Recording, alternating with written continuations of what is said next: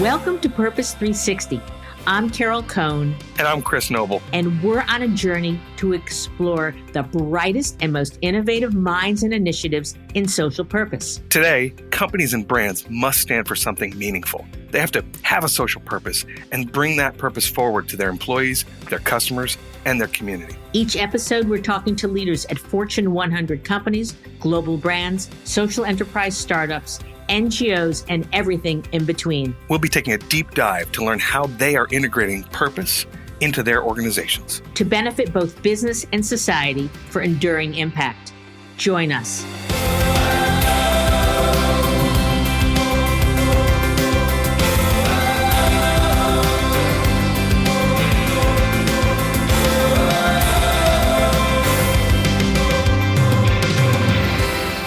Welcome to Purpose 360. I'm Carol Cohn. And I'm Chris Noble. And we are thrilled today to have Tony Cervone, who is the SVP Global Communications from General Motors, with us. So welcome, Tony. Thank you. Hi, Carol. Hi, Chris. It's great to have you here because Tony and I are colleagues from the communications world. And I recently heard him talk about GM's going forward vision and strategy for the next 100 years. And Tony, I asked him if he would be in the show, and he said absolutely. So we're thrilled to have him here because this is the first show we've done about how a company takes purpose and their vision, and they're using it as a transformational driver to grow, to impact culture, to impact, I believe GM has over 173,000 employees. Very large company, $147 billion as of 2018. They were founded over 100 years ago in 1908. General Motors is the largest U.S. automaker, and last year they produced over 8 million vehicles with the nameplates Buick, Cadillac, Chevrolet, and GMC. And Tony, I'd like to let you know that I had a Chevrolet dually to pull my horse trailer, and it served me incredibly well until I got out of the horse showing business. So, and I also love the Chevy Cruze. It's just one of my faves. Actually, I think it beats BMW, but don't tell the guys at BMW. So we're thrilled to be here. So let's just start with, tell us about your background, because not only have you been at GM's since 2014, but you've been at many other storied corporations.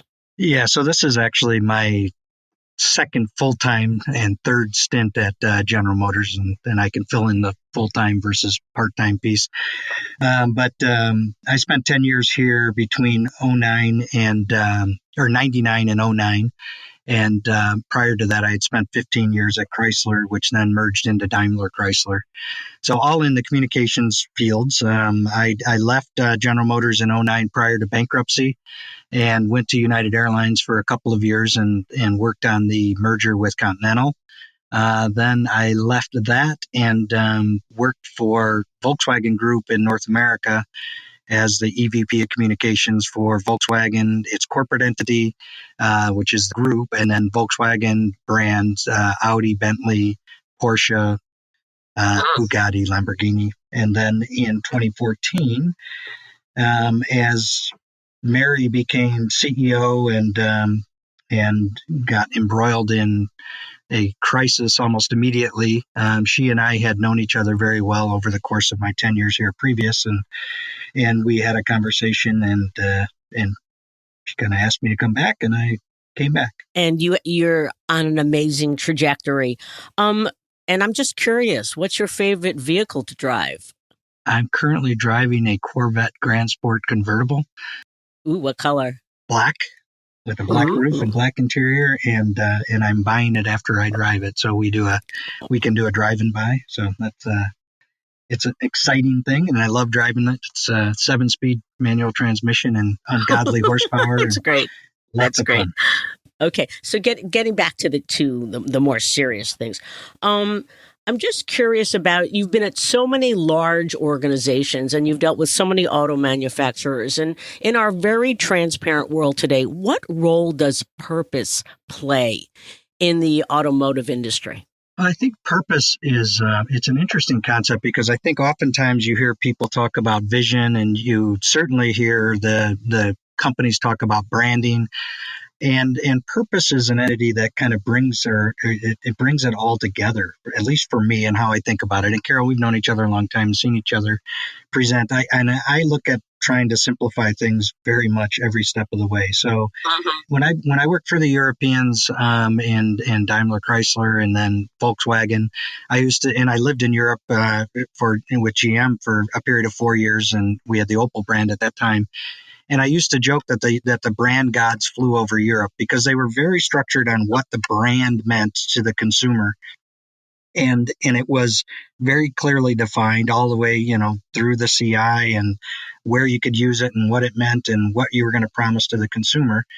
But it didn't lend itself to the same vision for companies. And then they would develop these visions that were, in my mind, too often abstract, and they weren't generated from purpose. And I think the single biggest difference I see right now, at least in what we're trying to do here at General Motors, is the purpose was within the construct of what was the General Motors brand going to mean.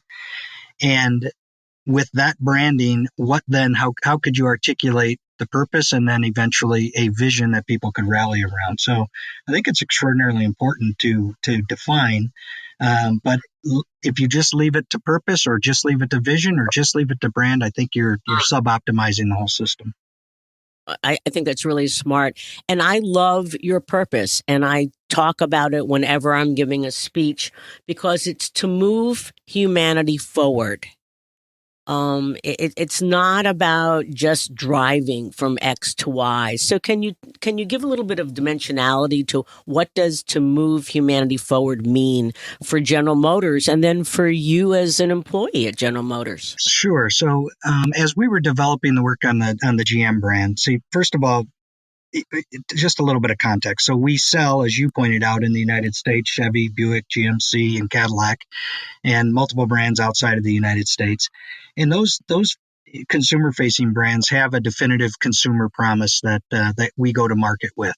But oftentimes, very often, the General Motors brand as a holding company of all of those brands is not really well understood by consumers, and sometimes and oftentimes not even connected to the brands that we sell. So people believe that they're buying from a Chevy or buying from a Cadillac. I think GMC is a little bit of an IQ test personally, but in reality, they still are buying from that entity. When it comes to the brand of the company, though, there are specific audiences that we wanted to define what were the greatest ROI, and really put the discipline that we were putting forth on the consumer-facing brands into the GM brand. And that led us to a discussion as to what would a purpose be, what is the brand essence, who are we targeting it to, and then in the end, how are you going to go about doing that? And the purpose was developed with moving humanity forward. Was we know we wanted something that was going to be more broad-based, that people could aspire to, and that it could inspire us internally. But it was never going to be a tagline. It was never going to be something that we rolled out, because what it really led to was the discussion of what is the brand essence for General Motors, and that was to become a transformative company. And as a transformative company, what was it that we were going to influence, and how did we want to articulate that? Which led to a discussion within the senior leadership team led by Mary that got us to our vision of zero crashes, zero emissions, and zero congestion, which was something that we could authentically influence on a go-forward basis. And the authenticity of what your company can influence is critical to it being a believable vision, and then one that people could rally behind and aspire to. So then, as we did that work, then we defined which audiences were going to provide the greatest ROI for the GM brand. And those were really employees and future employees, investors and policymakers. And so we weren't going to try and tie it to the consumer brands, mostly because we've tried that for decades, and I've been around for several kicks at that can, and it It hasn't resonated, even though all the research says I want to buy from a company that I trust. I want to buy from a company that has these kind of aspirations. The fact of the matter is people think they're buying from a company called Chevrolet or a company called Cadillac. And they are large concerns that do have consumer facing promises. So rather than fight that, we took a step back and said, what can we realistically influence, and what can the societal benefit be?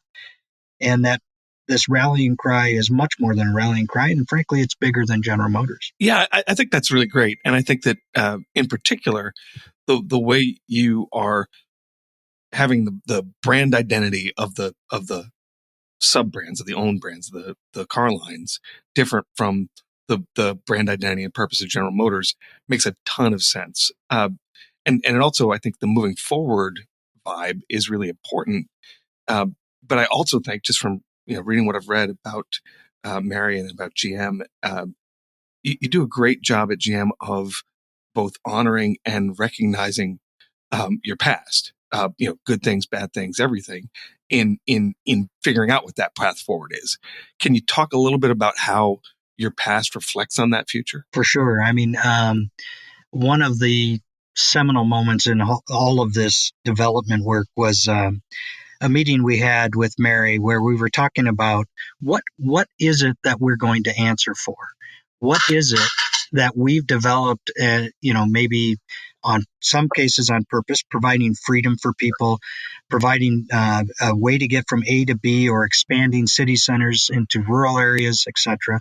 But then what were the unintended consequences? And when we thought about that and discussed that, Mary was the first leader that I've ever worked for in the auto industry that said, you know what, I can own the fact that people still crash too often, that too many people still die, that there are unintended consequences of emissions. Whether we're 99% emission free today or not is not the most relevant term, that there are unintended consequences, and that there's a frustration if you're stuck in traffic or your vehicle can't be part of your overall Internet of Things, if you will, while you're going forward. And so how do we answer to some of those unintended consequences? And that really led to this aspiration of zero crashes, zero emissions, and zero congestion. So we can honor the past of what we've done, but we can also be honest about 90 million vehicles being sold a year with internal combustion engines are not going to have no effect.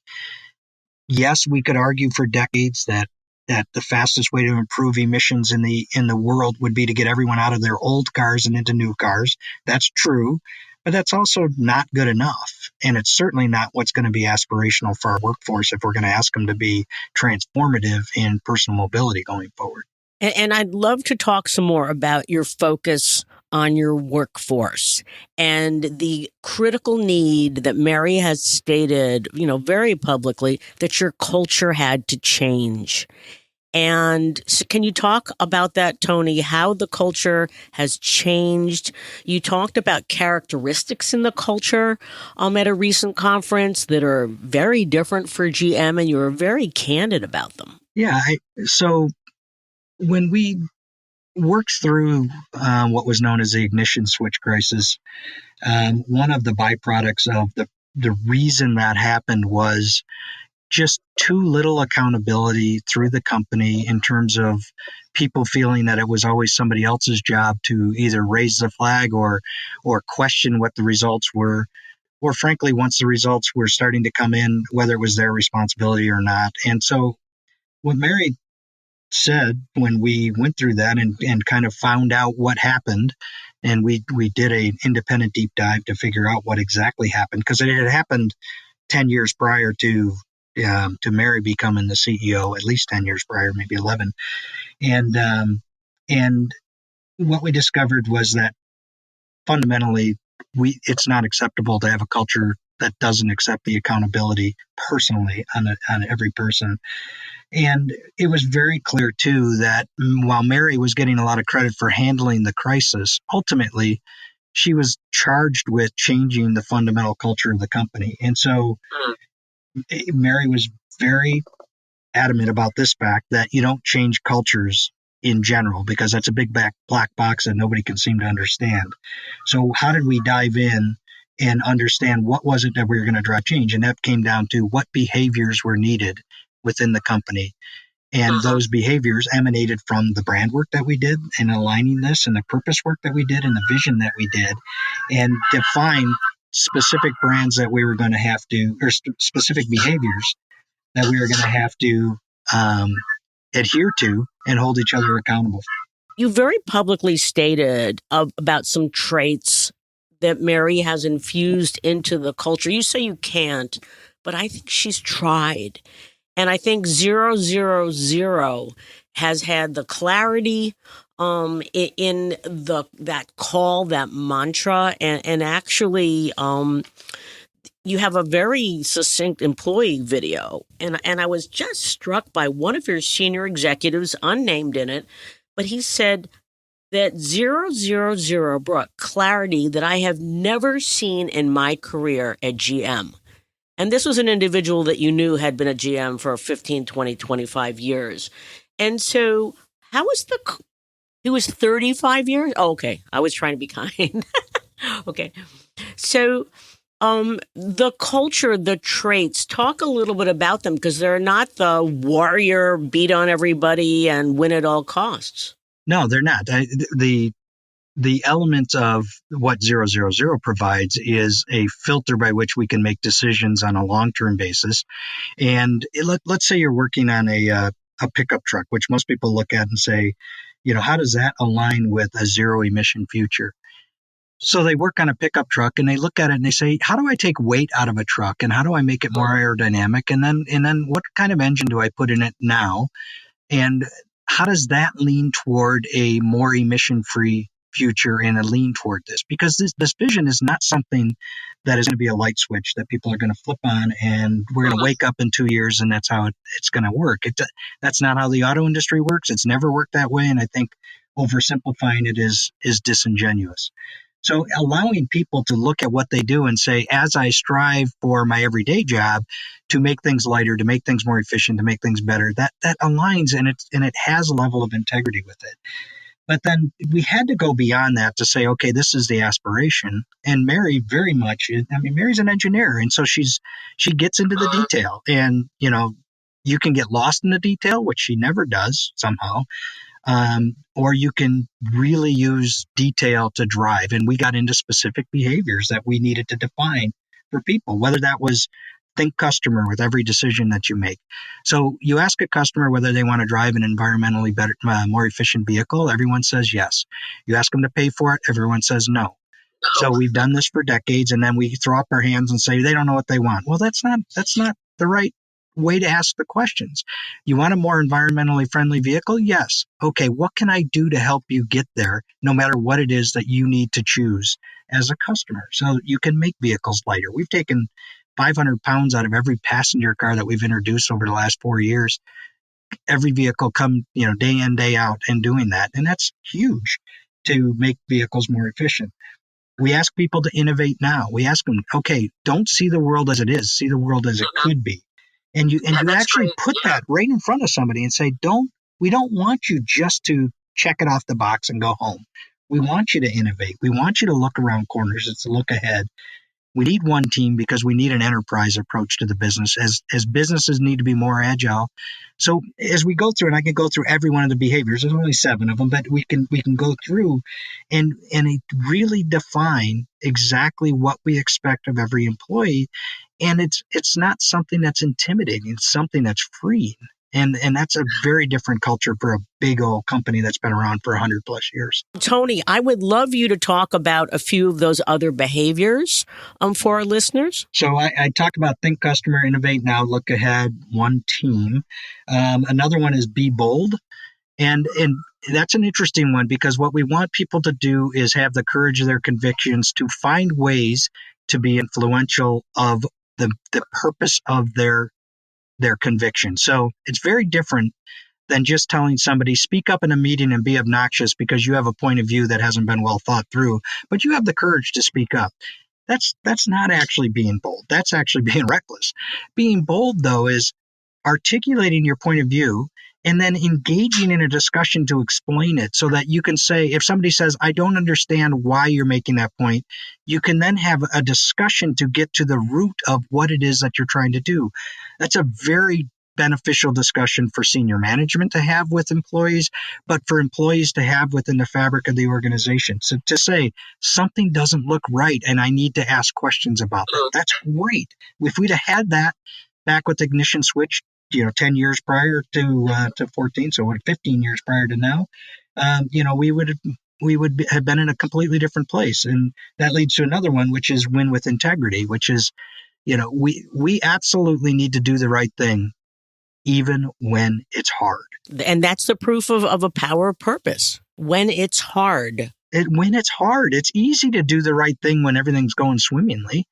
But when it's hard, it's really when you have to define that you're going to be committed to that. And that's absolutely, we are doing the right thing even when it's hard. And that includes making some very difficult decisions, whether it's part of the business or making very difficult decisions with respect to raising your hand. We have a way that manifests itself. We have a website and a way to speak up for safety, which is anonymous. All right. So you can be bold and do it, but you can do it anonymously too if you think, wow, this is just too big to keep quiet. And you got to do it with integrity. And the last behavior that we're absolutely driving is the accountability behavior with it's on me.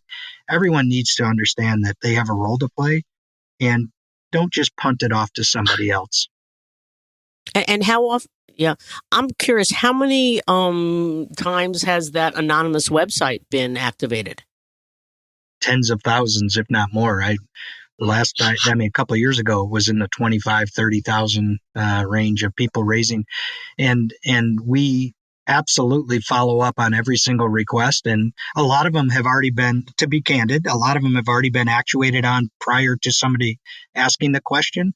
And we follow up with every single one. So if it doesn't get acted on, here's why it didn't get acted on, because it either had started or we had already worked through the process and it had been changed, or the element was not it wasn't the same as if somebody saw it being. So, but we follow up so that everyone knows that their voice has been heard.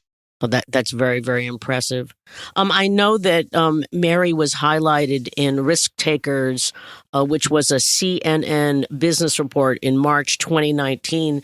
And I love what I think Jeffrey Sonnenfeld from the Yale School of Management said about her. He said she has buckets of persuasion, understanding, and vision, which I think says a lot to just her character. Well, I wanted to talk about actually straight from where we're talking about employees and encouraging kind of innovation and action taking. I wanted to dive into some of the technology innovation that's come out of your purpose, and have you talk a little bit about Cruise and about the pilot you guys are doing in San Francisco.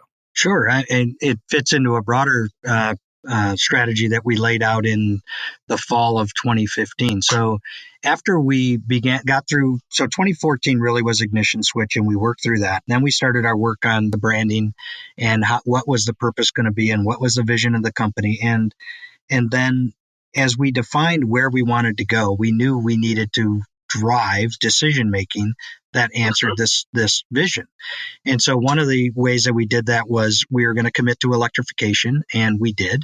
And we brought out the first vehicle in the Bolt EV that took away the range anxiety and was affordable for people, and got over 200 at the time 60 miles range, but it gets better than that, closer to 300, and that answered a lot of questions as to our capability and drove our innovation in electrification and continues to drive innovation in electrification. Another area that we looked at, though, was autonomous vehicles. And in the old General Motors, and I'm not talking about the old General Motors 5 years ago, I'm talking about the old General Motors, a decade plus, 2 decades ago, we would have said, well, we can do that on our own. And so we'll get our own employees to start studying this thing. And what we realized was there was a company out in San Francisco called Cruise Automation that was run by a guy named Kyle Vogt and a couple of other people. But Kyle was certainly the technical brainchild of the business.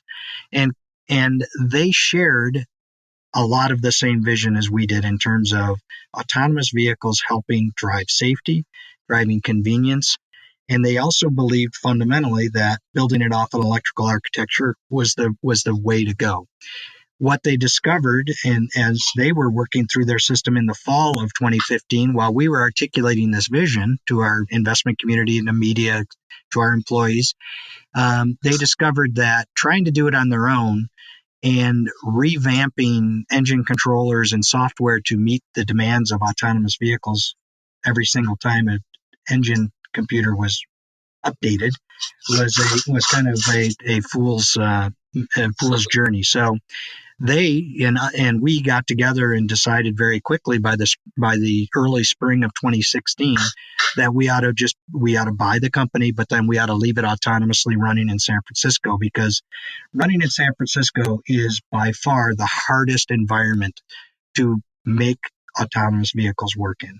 It's got, if you've been in San Francisco, you understand it's got hills. Obviously, that's a no-brainer for anybody who's watched television. But what you don't understand about San Francisco is how many other things are happening. Bikers, how many of the roads are not square roads that perfectly square off with each other, how much work is done on a daily basis, where you have double parking. So, I mean, we know that the iteration in San Francisco is by a factor of 50 greater than iterating on a square box, lightly traveled community. Right. Plus the congestion, right? I mean, it's all the things on top of each other. It's got everything that you got to deal with autonomous. Congestion would be actually an easy one if it was only dealing with your own software development, frankly, because that's just stopping and going. It's moving around it and doing things. It's just wild when you think about how many things you think about driving a vehicle every day. So the development there is important. It iterates faster.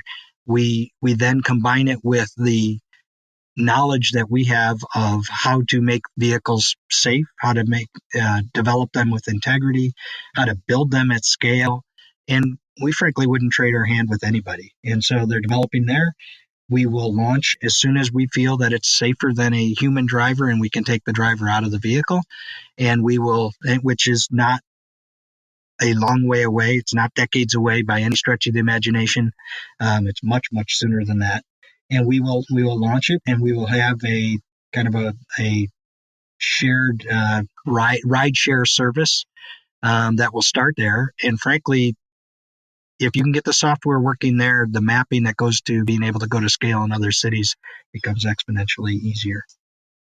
Huge impact. Yeah, that's pretty exciting, and it shows how you can use innovation and your purpose hand in hand too to get closer to your goals. You absolutely can, and how it influences decision making. Yes, certainly. I heard on another interview that someone said that modern social impact, you can tell it's happening when it impacts product development, and it's certainly impacting your product development. Yeah.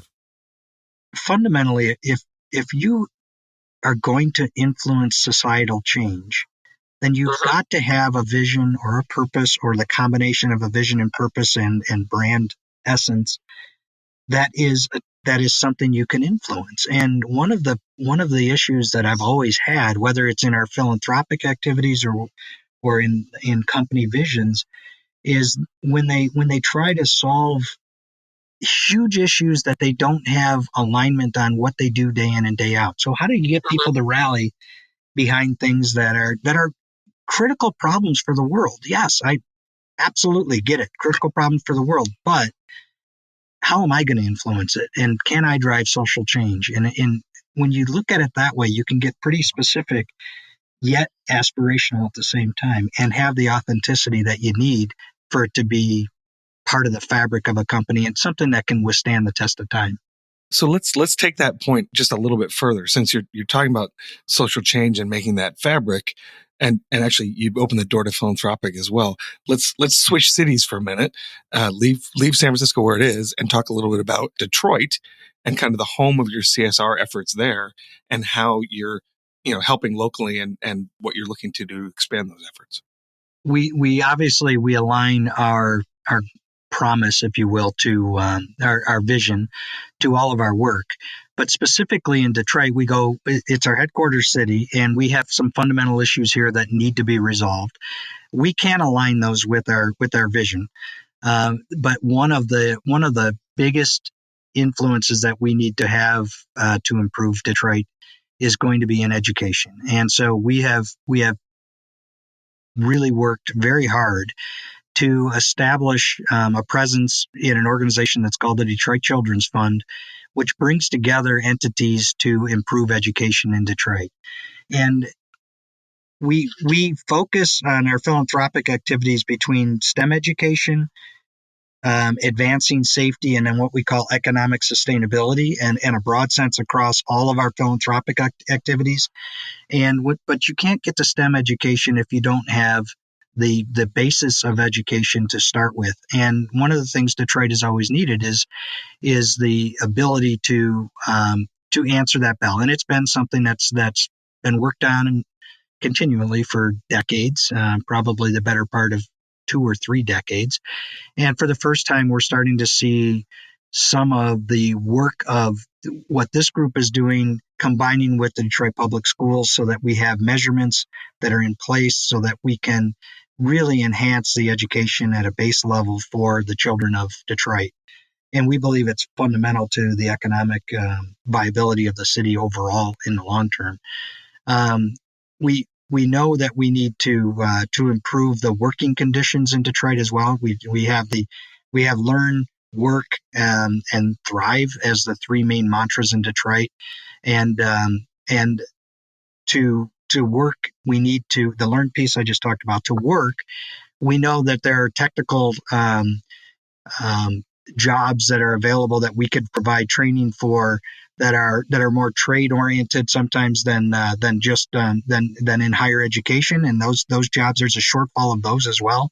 A lot of them in automotive dealerships and repair and that kind of trade training, but much more broadly than that. And then in the thrive aspect of it, we know that the community is rich in its history with Motown. It's rich in its history of arts, and making sure that these entities don't go away because of the economic struggles that the city has had. So we burrow down in our headquarters city, and then we then blow it up and expand when we go beyond the headquarters into STEM education, safety, and economic sustainability. On the issue of STEM education, STEM education has become one of the most focused on areas over the last 10 or 15 years. I know that we had the opportunity to work with Microsoft on that. Tony, how do you find your area that's tight enough that you can have an impact? The biggest step is when people come to ask for funding, they have to prove that they are going to align with one of the 3 areas. And then there are specific metrics that they have to submit for ongoing funding. And so they have to put together the plan that says, here's how we're going to do it. And then they actually have to do it. I think for decades, big companies were kind of divided and conquered. Everybody came after a dollar. And if you had a slightly different mission statement, then you were in competition with somebody down the street who had their own mission statement. And frankly, we sub-optimized the social impact, I think. Companies would take, a dollar and divide it in half, or divide it into thirds, or divide it into tenths. And just because two individual organic organizations were more interested in their own mission statement than combining strengths and going and doing it. So we oftentimes spend our time combining organizations to say, how can you both get together to drive an actual social outcome? So that's one aspect of it. The other aspect of it is frankly this measurement. And if you go on our website and you start to apply for funds, there are going to be a series of demands, frankly, that we're going to put toward you to say, this is what you got to do. And if you promise X and you deliver X minus, then we're going to have a conversation as to whether it goes forward or not. And that's hard when you've been an institution that's been around for 110 years to meet with people and say, we love your mission, but our social impact doesn't align right now. And we need to put our funding where we're going to have the biggest impact and where we can own the impact. And that was one of the first things we did when we brought the philanthropic organization under me is overstating my significance with it, because frankly, all I do is ask a lot of questions and I get really smart people to go after it. But every organization where I've been part of a foundation or leading the philanthropic end, one of my greatest frustrations was this sub-optimization of like entities arguing over the almighty dollar from a company. And it just, there are things more important than that. And frankly, driving the social change is the most important. I've always argued it's not about getting credit for what you're doing. If you drive the social change, your credit will come. There you go. Well, that's great. Totally different question, but how did being on the cover? Mary was on the cover of Fast Company, and you talked about your targets are future employees, current employees. What kind of impact did that have? That's pretty cool. Yeah, for decades, communications has argued it's worth, right? And we've always had this inferiority complex against marketing for decades. This is one where, as we get closer to all of our organizations and can measure direct impact, then we are aligning kind of resources so that we can have that impact. So when Mary was on the cover, as you said, I can't remember what year it was either 15 or 16 in the fall. We saw a direct impact on the numbers of technical students going to our website to not only look for technical opportunities and jobs, but apply for. And it was, in terms of searches, it was some astronomical. I want to say it was up like 5 to 10x in terms of the searches immediately. And then the quality of the student that was coming into it was direct as well. I've seen a similar impact in the last year. We did Mary did a kind of fireside chat with Axios and did it in Boston. Did it, right with the MITs of the world and all of the technical institutions that are right there in Boston, and invited a bunch of students to come show up live, 400, 450, but then Axios carried it. And it was, the surprise factor of, big old automotive company, been around for 110 years, with a female CEO sitting there saying, yeah, we believe in a world that has zero crashes, zero emissions, and zero congestion.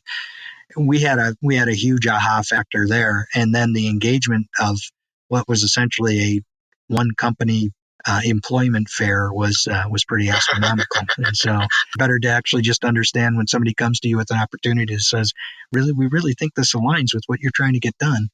And they were right. It did. It's interesting just listening to you, how your brand strategy and your identity, but also your business strategy and also your recruiting strategy all sort of line up. And it seems like the new audience of potential workforce that you're appealing to, and the next audience of potential consumers that you're appealing to, are the same audience. And so I wanted to just talk a little bit, or have you talk a little bit about how your millennial outreach is transfigured by all this other thinking.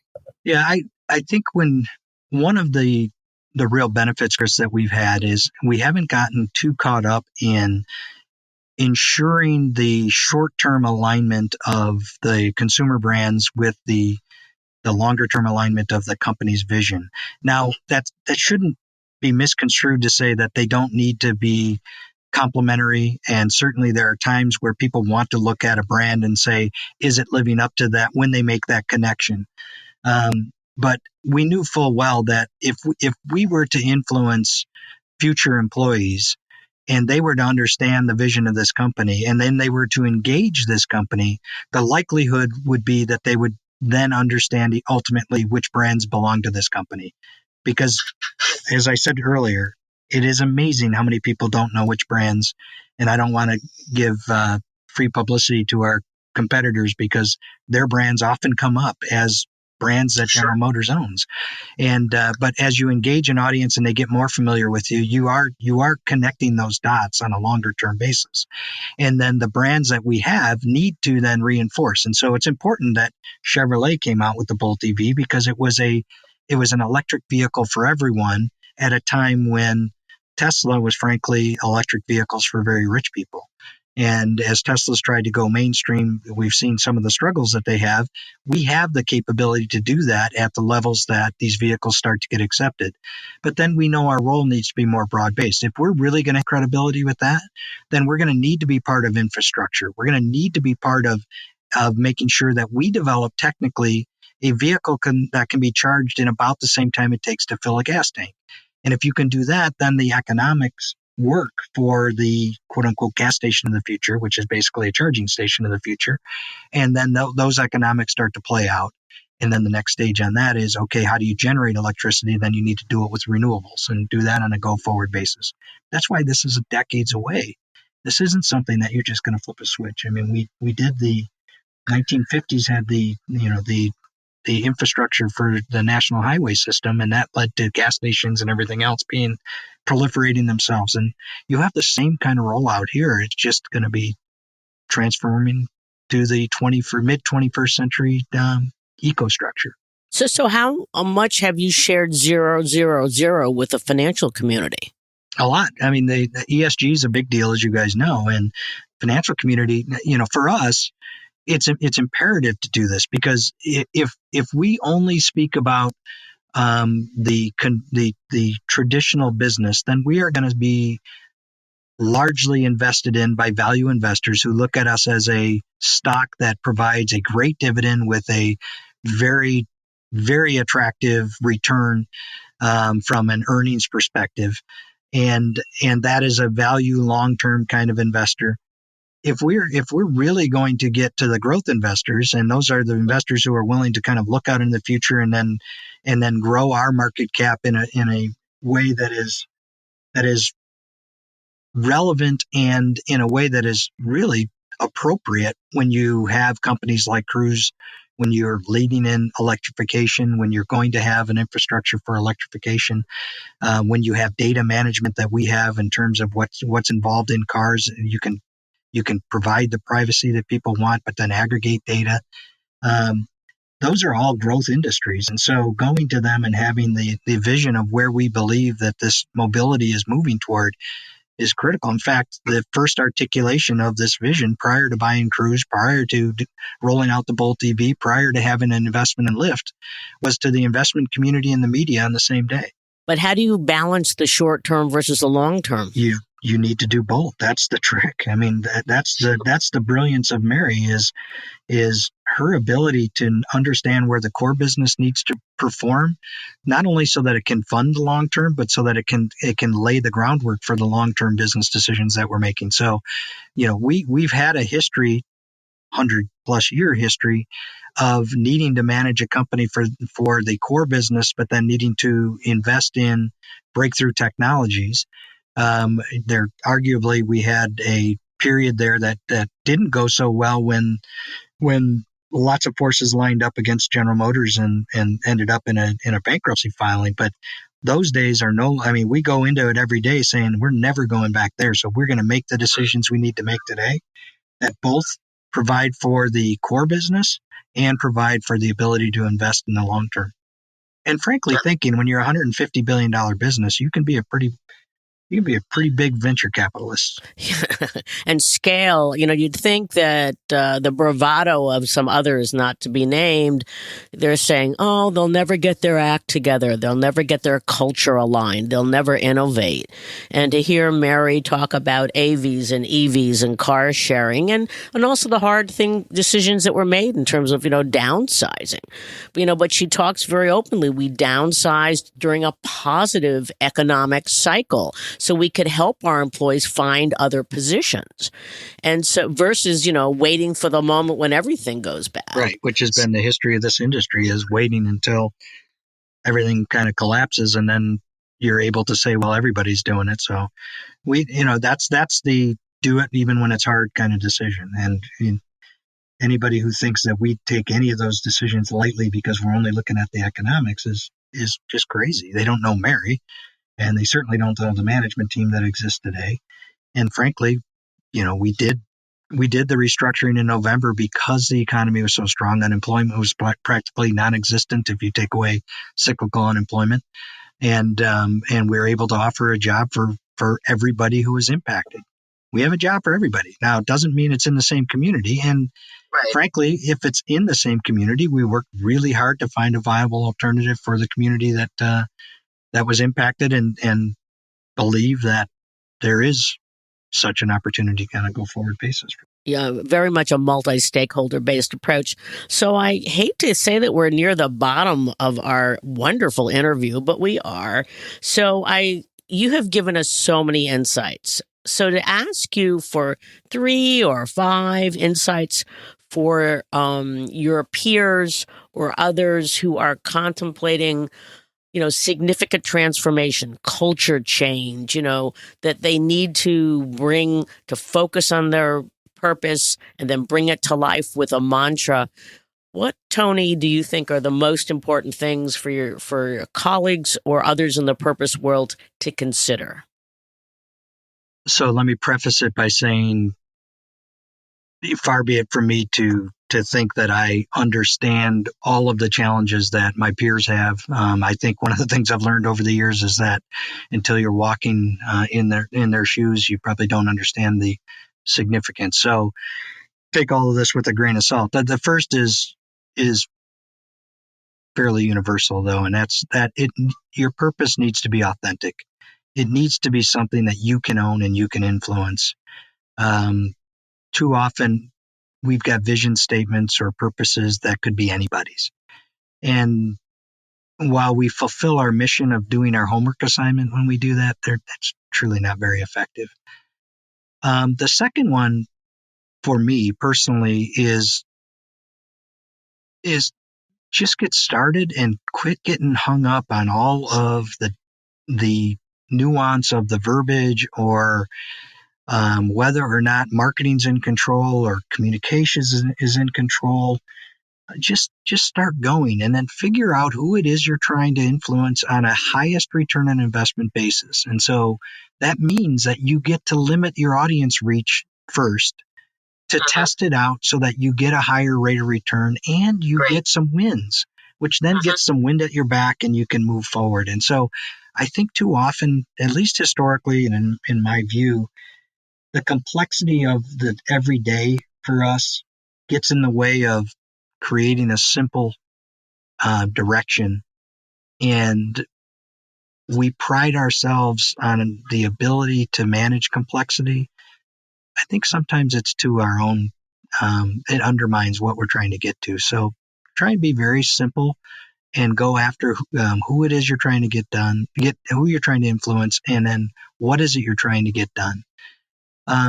For me, what worked very well was partnering with marketing minds that had the discipline already in place of brand development, because it forced us to ask questions. And the benefit that we brought was an engagement level that wasn't, we get to tell people what we're going to be, but it's much more about we have to engage audiences so that we understand what their predisposition is, and then how do we bridge to what it is we want to become. And that added a lot of fidelity to the work that we were doing. Those would be the things I would give people to think about, at least as they go forward and start this journey. The last piece is that exactly that. It's a journey.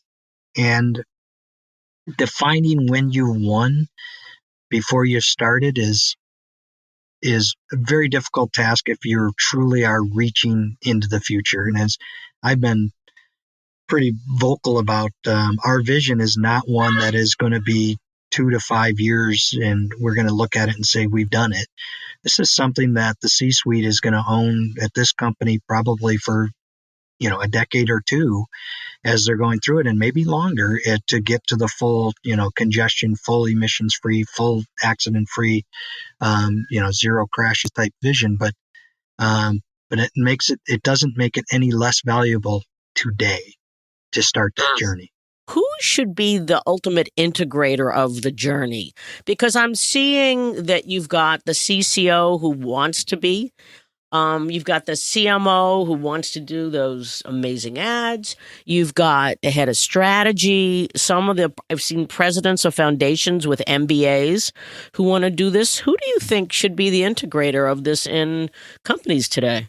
I think it's the whole C-suite, frankly. If you don't have buy-in across the entire C-suite enterprise, then you're probably going to suboptimize its effectiveness. Too often, over the course of 35 years of doing this, communications had to go do communications, marketing had to do marketing, Right. HR had to do HR, legal had to do legal, the actual functional areas had to do what they did well. But to be truly successful in agile companies today and the level of transparency that's required today, it needs everybody that's just going to kind of lock arms and say, we own this together. And frankly, it's been an inspiration to me to work for someone who embraces that idea and encourages it across the entire enterprise and says, we are enterprise leaders. Your number one team is around this table.